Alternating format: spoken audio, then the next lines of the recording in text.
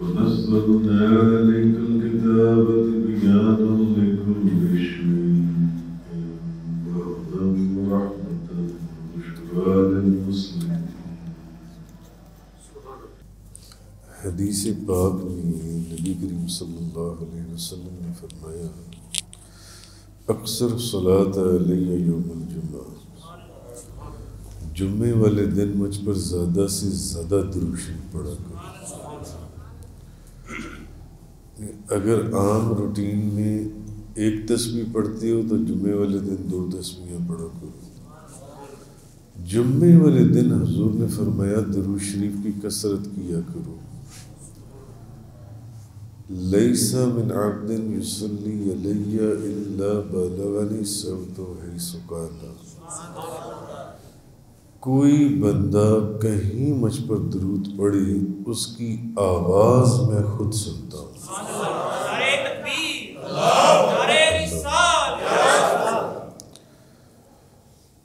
صحابہ کرام نے پوچھا قلنا وبعد وفاتک قال وبعد وفاتی، صحابہ کرام نے پوچھا یا رسول اللہ کیا آپ اپنے پردہ فرمانے کے بعد بھی ایسی درود شروع سنیں گے جیسے آج سنتی؟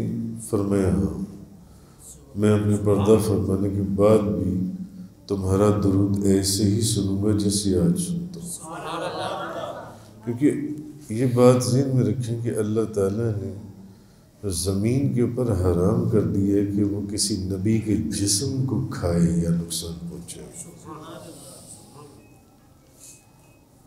فَنَبِيُّ اللَّهِ حَيٌّ يُرْزُقُ، اللہ کے نبی زندہ ہیں اور ان کو برابر رزق دیا جاتا ہے۔ تو اس لیے جب آپ کا یہ یقین کامل ہو جائے گا نا، جیسے اس حدیث میں ہے کہ کوئی بندہ کہیں درود پڑھے اس کی آواز میں خود سنتا ہوں، تو پھر محبت کے ساتھ جھوم کر آپ درود شریف پڑھیں۔ الصلاۃ والسلام علیک یا سیدی یا رسول اللہ وعلی آلہ وصحبہ یا سیدی یا حبیب اللہ، الصلاۃ والسلام علیک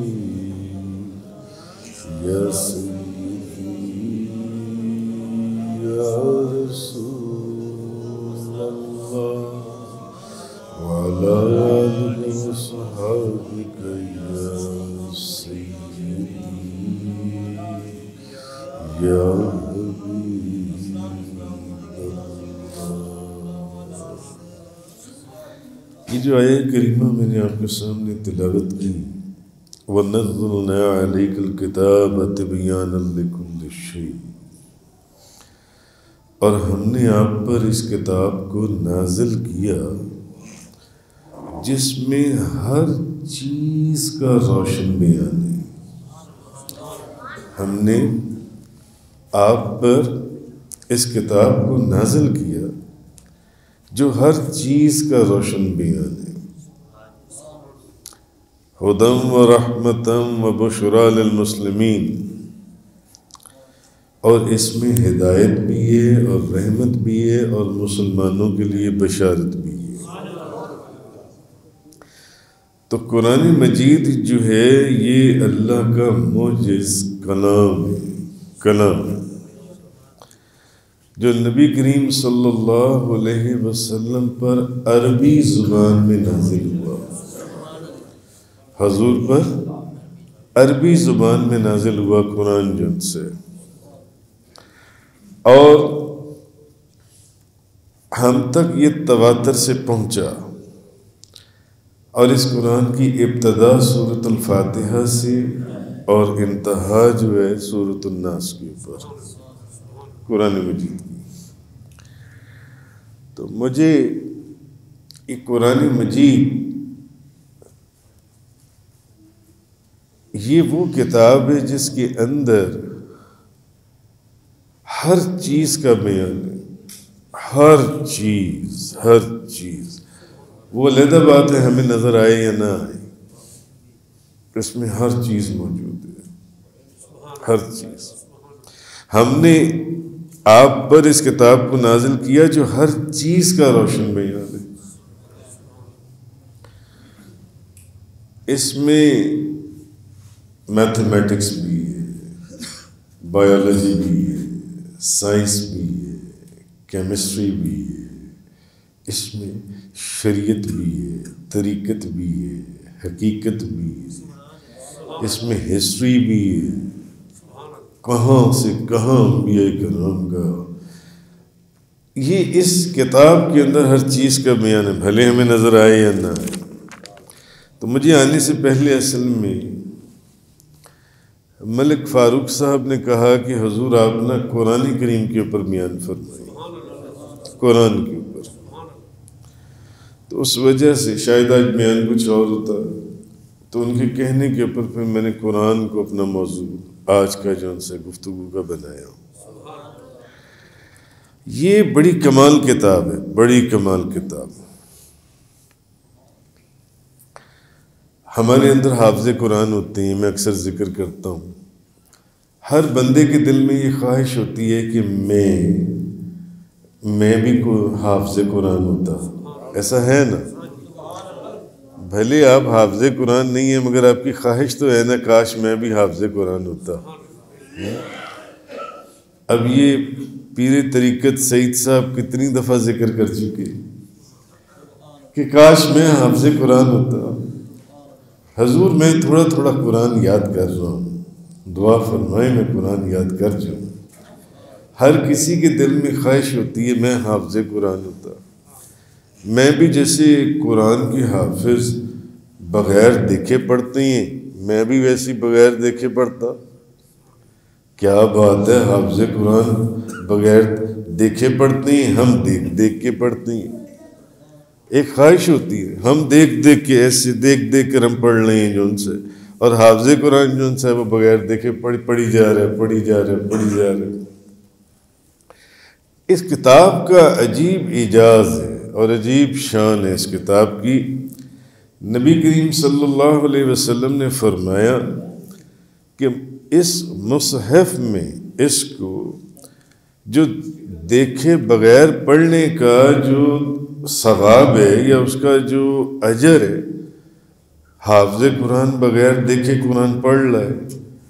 1000 درجے اس کا ثواب ہے، 1000 درجے اجر ہے اس کا، 1000 دیکھے۔ جو مصحف میں دیکھے بغیر قرآن پڑھے اس کا کتنا ثواب ہے؟ 1000 درجے۔ ہم سوچتے ہیں یار حافظ قرآن دیکھو، اور ہم دیکھ دیکھ کے پڑھ لیں، دیکھ دیکھ کے۔ شاید اللہ تعالیٰ نے ہر کسی کی اپنی اپنی جگہ ہے نا۔ اچھا خیر، نبی پاک صلی اللہ علیہ وسلم نے فرمایا جو بغیر دیکھے قرآن پڑھے اس کا 1000 درجے ثواب ہے، 1000 درجے اس کا اجر ہے۔ اور جو قرآن میں دیکھ دیکھ کر پڑھے، جیسے آپ پڑھتے ہیں، کیونکہ آپ حافظ قرآن تو نہیں ہیں نا، جیسے آپ پڑھتے ہیں کہ آپ بھی حافظ قرآن نہیں ہیں، جیسے میں پڑھتا ہوں میں بھی حافظ قرآن نہیں ہوں۔ بھئی جو بغیر دیکھے پڑھے حافظ قرآن، نبی پاک صلی اللہ علیہ وسلم نے فرمایا اس کا 1000 درجے اجر ہے، اور جو بغیر دیکھے اور جو دیکھ کر پڑھے، قرآن کے اندر دیکھ کر پڑھے، جو حافظ قرآن نہیں ہے اس کا 2000 درجے اجر ہے، 2000 درجے اجر ہے۔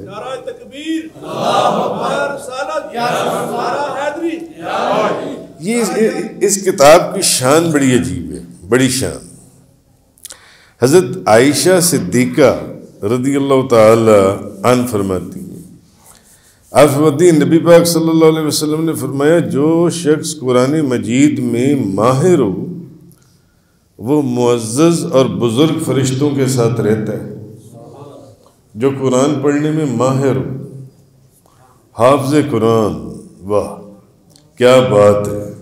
اب یہ حافظ قرآن بچہ بیٹھا ہوا ہے، ہاں، جو قرآن پڑھنے میں ماہر ہو وہ حضور نے فرمایا، نبی پاک صلی اللہ علیہ وسلم نے، اور راوی بی بی عائشہ صدیقہ طیبہ طاہرہ زاہدہ عابدہ رضی اللہ تعالی عنہا، آپ فرماتی ہیں حضور نے فرمایا جو قرآن پڑھنے میں ماہر ہو وہ معزز اور بزرگ فرشتوں کے ساتھ رہتا ہے، اور جس کو قرآن پڑھنے میں دشواری ہوتی ہو، جس شخص کو قرآن مجید پڑھنے میں دشواری ہوتی ہو جون سے، اور وہ اٹک اٹک کر قرآن پڑھتا ہو، جو اٹک اٹک کر قرآن پڑھتا ہے، ایک تو وہ بندہ ہے جو صحیح پڑھتا چلا جا رہا ہے، پڑھتا چلا جا رہا ہے، پڑھتا چلا جا رہا ہے، اور جو بندہ کوشش کر کے اٹک اٹک کر پڑھتا ہے اس کا ڈبل اجر ہے۔ حضور نے فرمایا اس کو 2 اجر ملتے ہیں، 2 اجر، شاید ایک تو اس کے پڑھنے کے ایک ساتھ دیکھنے کے، جیسے میں نے پچھلی حدیث بتائی، اور ایک شاید پڑھنے کے، اور دوسری حدیث میں کیا ہے کہ جو وہ قرآن کو دیکھ کر اٹک اٹک کر جو ان سے قرآن کریم پڑھ رہا ہے اس کا بھی ثواب جو ان سے اس کو ملتا ہے۔ تو حضرت ابو سعید خدری رضی اللہ تعالی عنہ سے روایت ہے کہ رسول کریم صلی اللہ علیہ وسلم نے فرمایا، اللہ فرماتا ہے کہ جس کو قرآن نے میرے ذکر اور مجھ سے سوال کرنے سے مصروف رکھا، ہوتا ہے نا کہ ہم کسی ایسے وظیفے کی تلاش میں ہوتے ہیں، حضرت صاحب آپ ہمیں کوئی ایسا وظیفہ بتا دیں کہ بس میں جو دعا کروں میری دعا قبول ہو جائے، میں جو دعا کروں میری دعا قبول ہو جائے، ایسا ہوتا ہے نا۔ حضور کے ایک صحابی تھے، وہ بھی نبی پاک صلی اللہ علیہ وسلم کے پاس گئے، سعد بن ابی وقاص، انہوں نے کہا یا رسول اللہ مہربانی فرمائیں نا کہ میں چاہتا ہوں کہ میں جو دعا کروں میری وہ دعا قبول ہو جائے۔ حضور نے فرمایا سعد میں یہ دعا کر دوں یعنی تم جو دعا کرو تمہاری دعا قبول ہو جائے، یا میں تمہیں وہ طریقہ بتا دوں کہ تم جو دعا کرو جو لفظ تمہاری زبان سے نکلے وہ فوراً پورا ہو جائے؟ یا رسول اللہ مجھے وہ طریقہ بتا دیں۔ فرمایا پھر حرام کا لقمہ اپنے پیٹ میں نہ جانے دینا، جس لقمے کے اوپر شک بھی ہو اس کو اپنے پیٹ میں نہ جانے دینا، جو دعا کرو گے لفظ منہ سے نکالو گے پورا ہو جائے گا، پورا ہو جائے گا۔ تو لوگ ہم سے پوچھتے ہیں حضرت صاحب ہمیں کوئی ایسا وظیفہ بتا دیں، کوئی اسم اعظم بتا دیں کہ ہم جو دعا بس ہماری دعا فوراً قبول ہو جائے۔ سنتی اب یہ حدیث ہے نبی کریم صلی اللہ علیہ وسلم، حضرت ابو سعید خدری رضی اللہ تعالی عنہ سے روایت ہے۔ حضرت ابو سعید خدری فرماتے ہیں کہ رسول کریم صلی اللہ علیہ وسلم نے فرمایا، اللہ فرماتا ہے کہ جس کو قرآن نے میرے ذکر اور مجھ سے سوال کرنے سے مشغول رکھا، ایک بندہ جو ہر وقت قرآن پڑھتا ہے، قرآن کے اندر مصروف ہے، قرآن کو ہی دیکھتا ہے، قرآن کو ہی پکڑتا ہے، قرآن کے ساتھ بیٹھتا ہے، قرآن کے ساتھ بات کرتا ہے، قرآن کو پڑھ رہا ہے، وہ بندہ، ایک بندہ جو ہر وقت قرآن پڑھ رہا ہے، قرآن پڑھ رہا ہے، وہ قرآن کے اندر مشغول ہے، اس شخص کو میں اس سے جو لوگ مانگنے والے ہیں کہ یا اللہ مجھے یہ بھی دے دے، یہ بھی دے دے، یہ بھی دے دے، میں ان سے زیادہ اس شخص کو دیتا ہوں۔ نبی کریم صلی اللہ علیہ وسلم نے فرمایا کہ اللہ فرماتا ہے جس کو قرآن نے میرے ذکر اور میرے سے سوال کرنے سے مصروف رکھا، مشغول رکھا، اسے میں اس سے زیادہ بہتر دوں گا جو میں مانگنے والوں کو دیتا ہوں۔ یعنی جو قرآن کے اندر مصروف ہو گیا اس کو بن مانگے سب کچھ مل گیا، اس کو بن مانگے سب کچھ مل گیا۔ تو قرآن مجید جیسے کہ میں نے آپ کو کہا ہے یہ عربی زبان کے اندر نازل ہوا قرآن جن سے، اور یہ نہ تو نبی پاک صلی اللہ علیہ وسلم کی آپ کی کوئی ذاتی تصنیف ہے، کتاب ہے کہ آپ نے لکھی ہے، اور نہ یہ جبریل علیہ السلام کا اپنا بنایا ہوا کوئی کلام ہے جن سے، مگر جو مکہ مکرمہ کے کافر تھے، مشرکین مکہ، وہ یہ اعتراض کیا کرتے تھے نبی کریم صلی اللہ علیہ وسلم کے اوپر، اور صحابہ کرام کو تانے دیتے تھے. وہ کہتے تھے کہ اصل میں یہ جو قرآن ہے نا، یہ جس کو تم اپنا نبی کہہ رہی ہو، یہ تو انہوں نے خود سے گھڑ لیا ہے. یہ قرآن انہوں نے خود سے گھڑا ہوا ہے، یہ اللہ کی کتاب نہیں ہے. مشرکین مکہ کہتے تھے، وہ کہتے تھے یہ اللہ کی کتاب نہیں ہے، یہ نبی پاک صلی اللہ علیہ وسلم نے خود سے گھڑا ہے یہ قرآن جو ان سے. اب اللہ تبارک و تعالی قرآن کریم کے اندر یہ چیز فرماتا ہے، افلا یتدبرون القرآن، تو کیا وہ قرآن میں غور نہیں کرتے؟ وَلَوْ كَانَ مِنْ عِنْدِ غَيْرِ اللَّهِ لَوَجَدُوا فِيهِ اخْتِلَافًا كَثِيرًا. وہ قرآن میں غور نہیں کرتے. اگر قرآن اللہ کے غیر کی جانب سے ہوتا یا کسی اور نے بنایا ہوتا تو وہ اس میں بہت اختلاف پاتے قرآن کے اندر. تو اصل میں یہ لوگ غور ہی نہیں کرتے. یہ بے وقوف، یہ مشرکین مکہ، یہ کافر یا یہود و نصارہ، یہ غور ہی نہیں کرتے، توجہ ہی نہیں کرتے. یہ کہتے ہیں کہ یہ حضور نے گھڑ لیا ہے جون سے قرآن کریم جون سے. ایسی بات نہیں ہے، قطعاً ایسی بات نہیں ہے. تو اب اصل چیز یہ ہے کہ عرب جو ہیں، عرب کے جو لوگ ہیں، یہ اپنی فصاحت اور بلاغت کے اندر بڑے مشہور تھے.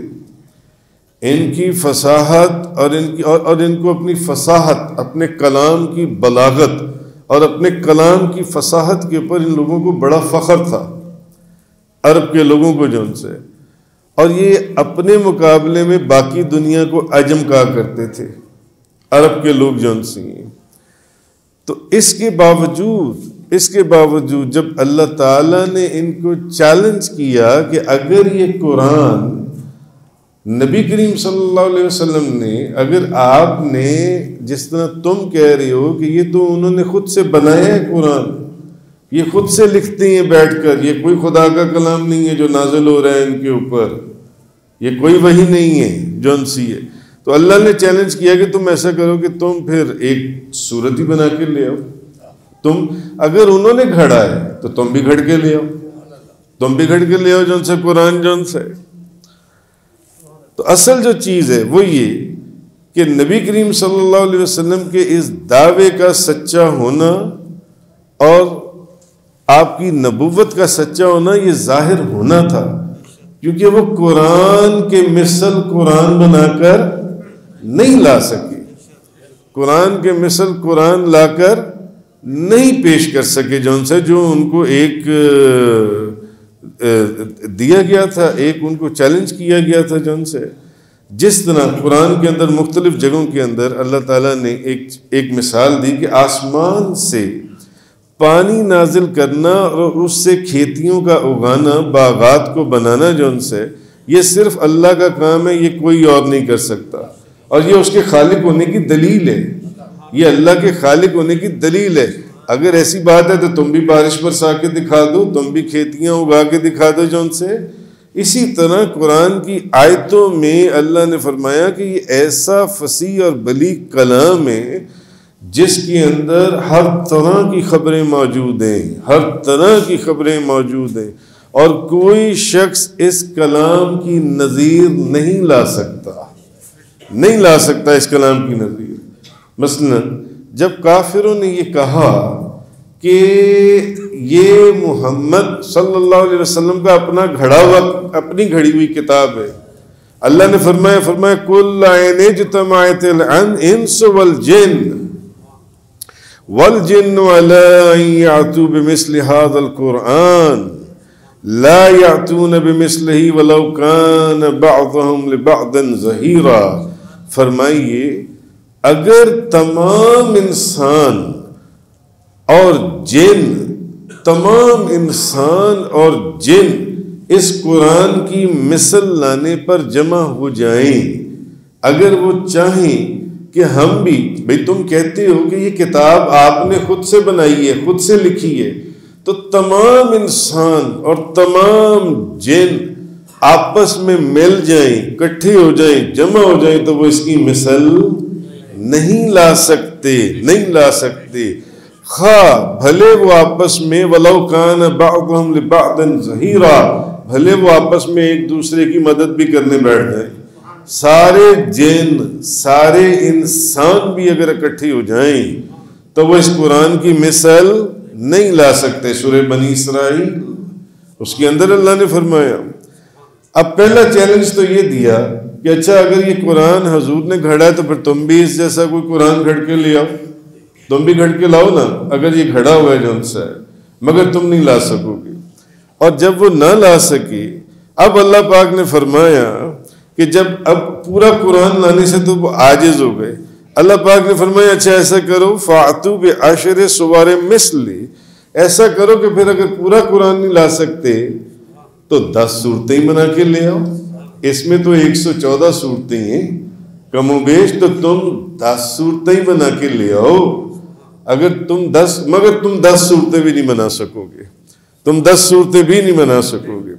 اچھا پھر بھی یہ لوگ تانے دیتے تھے صحابہ کرام کو، باتیں کرتے تھے حضور کو۔ اب پھر کچھ عرصے کے بعد پھر ایک اور چیلنج آیا، فرمایا قرآن تو تم پورا لا نہیں سکے، 10 صورتیں بھی تم نہیں، بھئی اگر انہوں نے گھڑا ہے تو تم بھی گھڑ لو، تم تو ویسے ہی عربی زبان کے اندر اپنے کلام کے اندر پوری دنیا میں بڑے مشہور ہو کہ تمہارا کلام تو بڑا فصاحت اور بلاغت والا ہے اور تم اس کے اوپر بڑا فخر کرتی ہو، تو تم بھی بنا کے لاؤ نا، وہ بھی تو تم میں سے ہی ہے نا، اسی عرب کے اندر سے ہے نا، تو تم بھی بنا کے لے آؤ۔ تم قرآن کی مثل نہیں لا سکو گے، اچھا 10 صورتیں لے آؤ، تم 10 صورتیں بھی نہیں لا سکو گے، 10 صورتیں بھی نہ لا سکے، فرمایا محبوب ابھی بھی تانے دیتے ہیں، ان کو کہیں کل فَأْتُوا بِسُورَةٍ مِثْلِهِ، آپ ایسا ان کو کہیں کہ اچھا 10 صورتیں نہیں لا سکتے تو ایک صورت ہی بنا کے لے آؤ، ایک صورت ہی بنا کے لے آؤ، مگر تم ایک صورت بھی نہیں لا سکو گے۔ پھر بھی نہیں، یہ تو قرآن آپ نے خود سے گھڑا ہے، آپ نے خود سے بنایا ہے۔ پھر آیت نازل ہوئی فَلْيَأْتُوا بِحَدِيثٍ مِثْلِهِ کہ یہ منکر اس کی مثل ایک پورا قرآن نہ لا سکے، 10 صورتیں نہ لا سکے، ایک صورت نہ لا سکے، چلو پھر ایسا کرو کہ ایک آیت ہی لا کے دکھا دو، ایک بات لا کے دکھا دو جو ان سے۔ تو کہنے کا مقصد یہ ہے کہ وہ لوگ نہیں لا سکے قرآن کی مثل جو ان سے، تو اللہ نے ان کو قرآن مجید کی صورتوں جیسی ایک صورت لانے کا چیلنج کیا۔ پھر اللہ نے یہ بھی فرما دیا کہ یہ ایک صورت بھی نہیں لا سکیں گے، یہ پورے قرآن کی بات کرتے نہیں لا سکیں گے، حالانکہ یہ قرآن انہی کی لغت میں نازل ہوا تھا، انہی کی زبان میں نازل ہوا تھا، تو اس کی مثل لانا اگر ان کے لیے ممکن ہوتا تو وہ نہ لاتے، وہ تو چاہتے تھے کہ اسلام کا جو مشن ہے اس کو فیل کر دیا جائے، معاذ اللہ، وہ تو رات دن بات ہی یہ کر رہے تھے کہ نبی کریم صلی اللہ علیہ وسلم جو دعویٰ فرما رہے ہیں وہ سچا دعویٰ ہی نہیں ہے، تو وہ نبی پاک صلی اللہ علیہ وسلم کے دعویٰ نبوت کو باطل کرنے اور صحابہ کرام کو حضور سے چھڑانے کی خاطر، کیونکہ ان کی سب سے پہلی کوشش یہ تھی ان منافقوں کی اور ان کافروں کی کہ صحابہ کرام کسی طرح نبی کریم صلی اللہ علیہ وسلم کو ایک ایک کر کے چھوڑتے چلے جائیں، مگر وہ اپنے اس مشن میں کامیاب نہیں ہو رہے تھے۔ بعض پھر جو جنگ بدر میں جو کچھ ہوا، جنگ احد میں ہوا، وہ ایک معاملات ہیں اور دوسرے، مگر کہنے کا مقصد یہ کہ ان کی کوشش یہ تھی کہ صحابہ کرام کو متنفر کیا جائے نبی پاک صلی اللہ علیہ وسلم سے، اور ان کے نبوت کے دعوے کو جو ان سے ثابت کر دیا جائے کہ یہ دعویٰ جو ان سے ہے یہ سچا نہیں ہے جو ان سے، مگر اللہ تعالیٰ نے پہلے ان کو یہ کہا محبوب آپ ان کو کہیں نا، حضور نے کہا اچھا اگر یہ کلام میں نے گھڑا ہے تو تم بھی گھڑ کے لاؤ نا، تم بھی اس جیسا کلام گھڑ کے لے آؤ، بنا کے لے آؤ، اگر میں نے بنایا ہے چلو تم پورا نہیں لا سکے 10 صورتیں ہی لے آؤ، اگر میں نے بنایا ہے چلو 10 صورتیں بھی تم نہیں لا سکے، ایک صورت ہی لا کر دکھا دو، اچھا میں نے بنایا ہے تو پھر 10 ایک صورت نہیں تو پھر ایک آیت ہی بنا کے لا کے دکھا دو اس قرآن جیسی جون سی ہے، مگر نبی پاک صلی اللہ علیہ وسلم کا معجزہ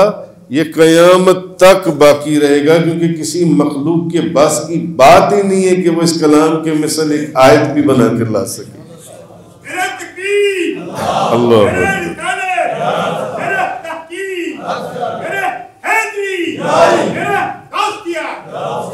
کتنے نبیوں کو معجزات دیے گئے. حضرت موسیٰ علیہ السلام کو ید بیضا دیا گیا، عصا دیا گیا جو ان کے ہاتھ میں اژدہا بن جاتا تھا. حضرت عیسیٰ علیہ السلام مادرزاد اندھوں کو بینائی دے دیتے تھے،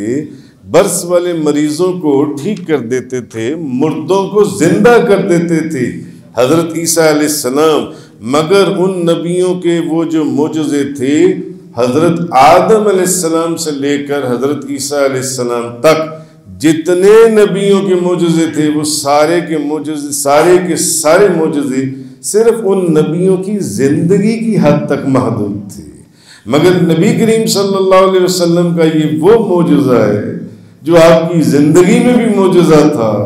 اور آج 1500 سال گزرنے کے بعد بھی معجزہ ہے، کیونکہ اس چیلنج کو آج تک کوئی پورا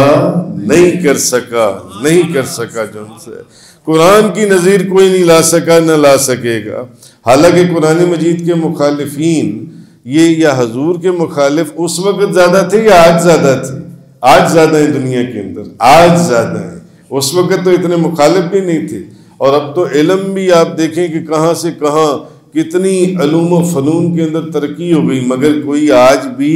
اب تو کمپیوٹر کا دور ہے، کمپیوٹر میں ڈال کر دکھا دیں. کمپیوٹر کے بھی بس کی بات نہیں ہے، سائنس کے بھی بس کی بات نہیں ہے کہ قرآن کی ایک آیت کے مقابلے میں کوئی آیت بنا کر لا کر دکھا سکے. کمپیوٹر کے بھی بس کی بات نہیں ہے یہ چیز. مگر اللہ پاک نے پہلے ہی فرما دیا تھا وَلَن تَفْعَلُوا، تم اس کلام کی مثل ہرگز نہیں لا سکو گے، ہرگز نہیں لا سکو گے. آپ یہ دیکھیے کہ اس کا معجزہ ہونا اور انسان کی قدرت کے قاصر ہونے کا اندازہ جو ان سے کہ انسان کی قدرت سے باہر ہے. اسی لیے اللہ نے کہا نا کہ سارے انسان اکٹھے ہو جائیں اور سارے جن اکٹھے ہو جائیں اور آپس میں ایک دوسرے کی مدد کے اوپر آ جائیں تو وہ اس جیسا قرآن نہیں بنا سکتے. ایک آیت نہیں بنا سکتے،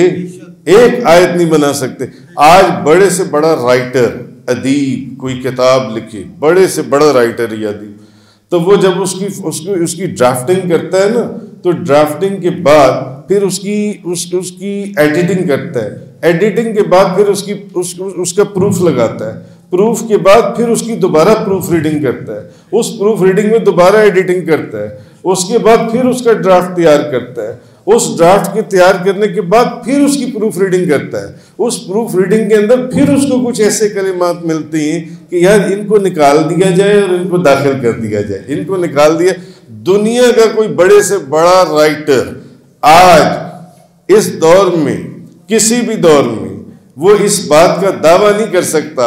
کہ میں نے جو کتاب لکھی ہے وہ اتنی مکمل، اعلیٰ اور اکمل ہے کہ اس کتاب میں نہ تو اب کوئی جملہ اور لفظ داخل ہو سکتا ہے اور نہ ہی کوئی جملہ اور لفظ باہر نکل سکتا ہے. دنیا کا کوئی رائٹر یہ دعویٰ نہیں کر سکتا، کیونکہ وہ جب بھی پروف ریڈنگ کرے گا، جب بھی یہ بات 100% جو سی ہے، ویریفائی ہے کہ اس کو ہمیشہ اپنی پروف ریڈنگ کے اندر کچھ نہ کچھ ایڈیٹنگ کرنی پڑے گی. وہ کہے گا نہیں یہ لفظ نکال دو، یہ لفظ ڈال دو، یہ جملہ نکال دو، یہ جملہ ڈال دو. وہ کہے گا یہ جون سے وہ یہ دعویٰ نہیں کر سکتا. مگر قرآن جو ہے، جو 1400 سال پہلے تھا، 1500 سال پہلے تھا، آج تک کوئی بندہ دنیا کا یہ دعویٰ نہیں کر سکتا کہ قرآن کی کوئی آیت یا ایک لفظ بھی قرآن میں سے نکالا گیا ہو، یا کوئی دعویٰ کر سکتا ہو کہ اس جگہ پر یہ لفظ اور یہ آیت آنی چاہیے تھی، یہ آ سکتی ہو، نہیں آ سکتی. یہ قرآن کا اعجاز ہے، یہ قرآن کا معجزہ جو ان سے، قرآن کا معجزہ.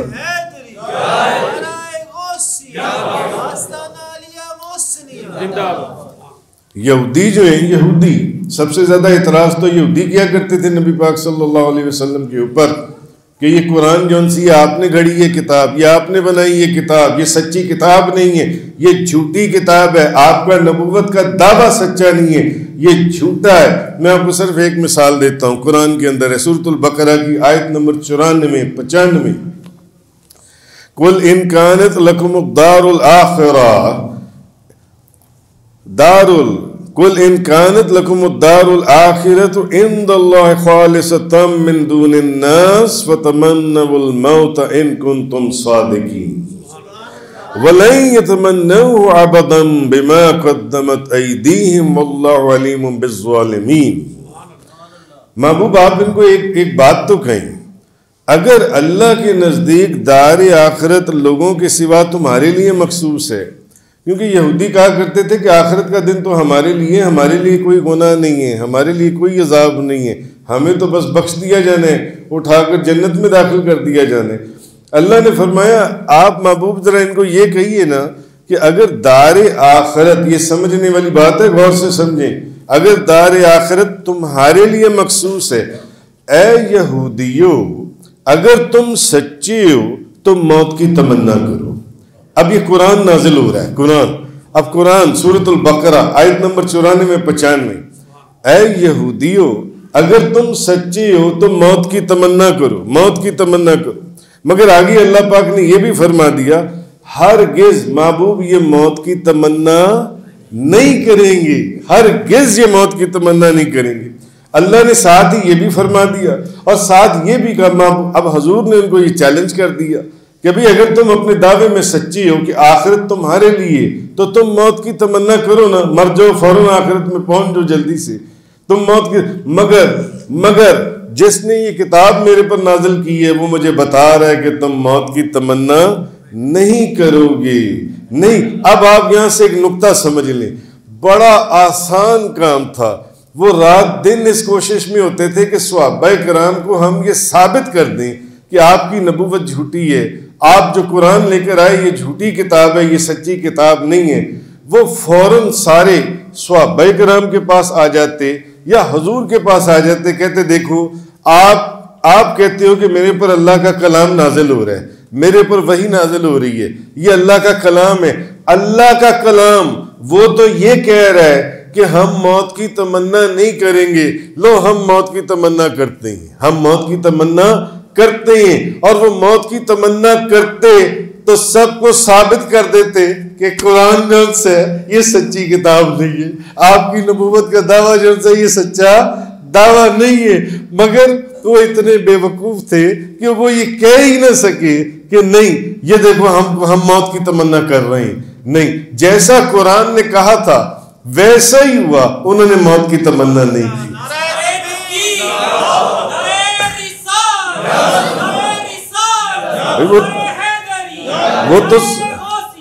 وہ تو سارا دن ساری رات اس کوشش میں ہوتے تھے نا۔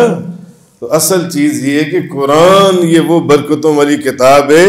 نبی پاک صلی اللہ علیہ وسلم نے فرمایا جس نے قرآن مجید کو پڑھا اور قرآن کو حفظ کیا اللہ اس کو جنت میں داخل کر دے گا۔ اللہ اس کو جس نے قرآن کو پڑھا اور قرآن کو حفظ کیا اس کو جنت میں داخل کر دے گا، اور پھر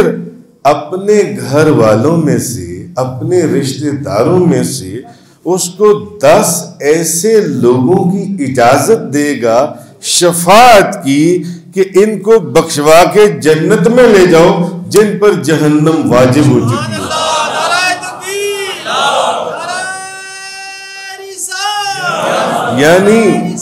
یعنی اپنے رشتہ داروں میں سے 10 ایسے بندے جنت میں لے جاؤ جو جہنمی ہیں،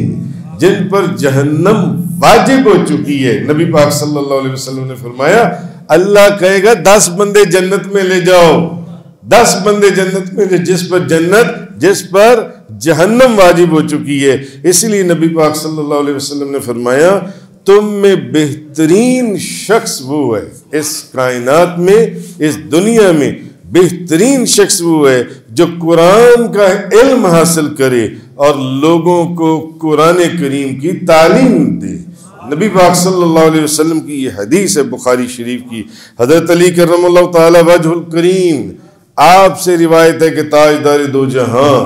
شخص سوار لا مقام،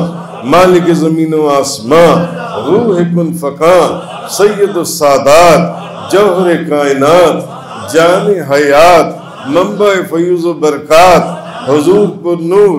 شافی یوم النشور، حبیب رب غفور، رسول خدا، شاہ خدا، نور خدا، احمد مجتبی، حضرت محمد مصطفیٰ صلی اللہ تعالیٰ علیہ وآلہ وصحبہ بارک وسلم۔ آپ فرماتے ہیں حضرت علی کہ حضور نے فرمایا ان قریب ایک فتنہ برپا ہوگا، ایک فساد ہوگا، ایک فتنہ ہوگا، ایک نقصان ہوگا۔ میں نے عرض کیا، میں نے کہا یا رسول اللہ اس فتنے سے، اس فساد سے بچنے کا طریقہ کیا ہے؟ اس سے بچنے کا طریقہ کیا ہے؟ تو نبی پاک صلی اللہ علیہ وسلم نے فرمایا اللہ کی کتاب، اللہ کی کتاب جس میں تمہارے اگلوں اور تمہارے پچھلوں کی بھی خبریں ہیں اور تمہارے آپس کے فیصلے ہیں۔ قرآن فیصلہ کن ہے۔ نبی پاک صلی اللہ علیہ وسلم نے فرمایا قرآن فیصلہ کن ہے۔ یہ زبان نبی پاک صلی اللہ علیہ وسلم کی ہے، اور یہ حضور نے فرمایا یہ کوئی مذاق نہیں ہے۔ جو ظالم قرآن کو چھوڑ دے گا، یعنی قرآن کو بند کر کے الماریوں میں رکھ دے گا، سارا سال قرآن کھولنا ہی نہیں ہے، کبھی 6 مہینے بعد اتارا اور اس کو چوم چاٹ کر پھر اوپر رکھ دیا الماریوں کے اندر، بس غلاف کے اندر رکھا ہوا ہے، خوشبو لگانے کے لیے، الماری میں سجانے کے لیے، نہ پڑھنے کے لیے نہ پڑھانے کے لیے۔ حدیث کے آگے الفاظ ہیں، نبی پاک صلی اللہ علیہ وسلم نے فرمایا قرآن فیصلہ کن ہے اور یہ کوئی مذاق نہیں ہے۔ جو ظالم اسے چھوڑ دے گا اللہ اسے تباہ کر دے گا۔ حدیث ہے، جو ظالم اسے چھوڑ دے گا اللہ اسے تباہ کر دے گا۔ آج ہم لوگ اپنے گریبان کے اندر جھانکیں، دیکھیں ہم سارا دن کتنا قرآن پڑھتے ہیں، کتنا قرآن، 10 میں سے ایک بندہ، 20 میں سے ایک بندہ، 100 میں سے ایک بندہ، 2 بندے جو قرآن پڑھتے ہیں جون سی۔ یہ کوئی مذاق نہیں ہے، اور جو ظالم اسے چھوڑ دے گا اللہ اسے تباہ کر دے گا، اور جو اس کے غیر میں ہدایت ڈھونڈے گا اللہ اسے گمراہ کر دے گا۔ اللہ کی مضبوط رسی اور یہ حکمت والا ذکر ہے، اور یہ سیدھا راستہ ہے۔ قرآن وہ ہے جس کی برکتوں سے کبھی خواہشات بگڑتی نہیں ہیں، اور اس کو کبھی کوئی دوسری زبانیں مشتبہ اور مشکوک نہیں بناتی۔ یہ نبی پاک صلی اللہ علیہ وسلم کی حدیث چل رہی ہے۔ علماء اس کو بیان کر کر کے سیر نہیں ہوتے، دل نہیں بھرتا اس کو بیان کرنے سے۔ کوئی اور کتاب دنیا کی آپ اٹھا لیں، science, geography, history, chemistry, physics, biology, arithmetic, mathematics, کوئی کتاب اٹھا لیں دنیا کی، ایک دفعہ پڑھنے کے بعد دوسری دفعہ پڑھنے کا دل ہی نہیں کرتا۔ مگر قرآن ایسی کتاب ہے جس کو علماء قیامت تک بیان کرتے چلے جائیں گے، اور ہر دفعہ اس میں ایک نیا لطف پائیں گے، اور نئے راستے کھلیں گے، اور نئی اللہ کے راز کھلیں گے۔ یہ قرآن وہ کتاب ہے جو ان سے، تو نبی کریم صلی اللہ علیہ وسلم کی حدیث کافی طویل ہے۔ تو یہ قرآن کی عظمت یہ ہے، اسی لیے آپ دیکھ لیں جتنے اولیاء اللہ ہیں، جتنے اولیاء اللہ، وہ ساری زندگی آپ کو قرآن پڑھتے ہوئے ملیں گے، قرآن پڑھاتے ہوئے ملیں گے، قرآن سمجھتے ہوئے ملیں گے، قرآن سمجھاتے ہوئے ملیں گے، کیونکہ یہ وہ کتاب ہے جس کے اندر کائنات کی ہر چیز کا بیان موجود ہے۔ وَنَزَّلْنَا عَلَيْكَ الْكِتَابَ تِبْيَانًا لِكُلِّ شَيْءٍ وَهُدًى وَرَحْمَةً وَبُشْرَىٰ لِلْمُسْلِمِينَ۔ ہم نے اس پر، آپ پر اس کتاب کو نازل کیا جو ہر چیز کا